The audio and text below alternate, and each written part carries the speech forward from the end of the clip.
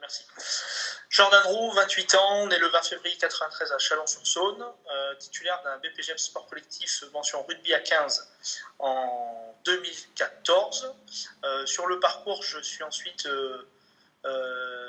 allé sur un DEGEPS mention perfectionnement rugby à 15 pour terminer ensuite sur des notions de domaine RH et administratif, domaine indispensable pour la réussite d'un sportif au niveau administratif.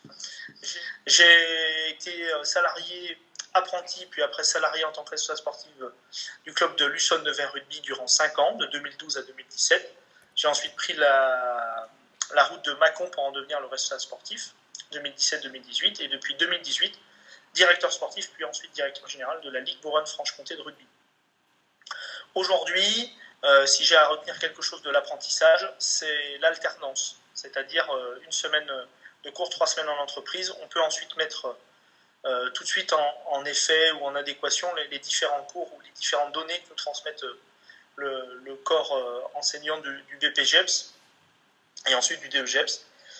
L'apprentissage, ça a des bienfaits pour tout le monde. Aujourd'hui, il n'y a pas qu'un parcours scolaire pour arriver à quelque chose. On peut à tout âge devenir entraîneur, devenir éducateur sportif. Et je crois qu'aujourd'hui, c'est des métiers passion, c'est des métiers à vocation. Il faut aimer l'association, le milieu associatif, découvrir des gens, apprécier les valeurs humaines. Et je crois que c'est indispensable pour réussir en tant qu'éducateur sportif. L'apprentissage, c'est aussi un métier d'avenir. C'est se préparer à être professionnel. C'est avoir 1 an ou 2 ans pour construire un parcours, se construire soi en tant qu'éducateur. C'est aussi valoriser une filière qui est, pour moi, sous-valorisée en France.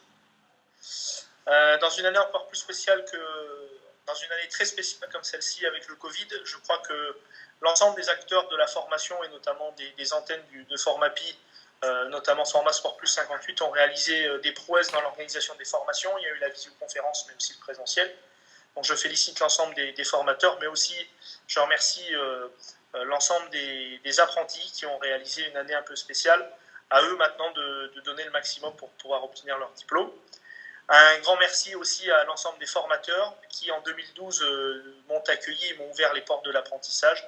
Aujourd'hui, sans cette formation, je ne serais pas là où je suis. Et je crois qu'il est important, dans n'importe quel métier, de ne pas oublier d'où l'on vient et qui nous a aidés à se former ou à progresser dans l'ensemble de notre profession.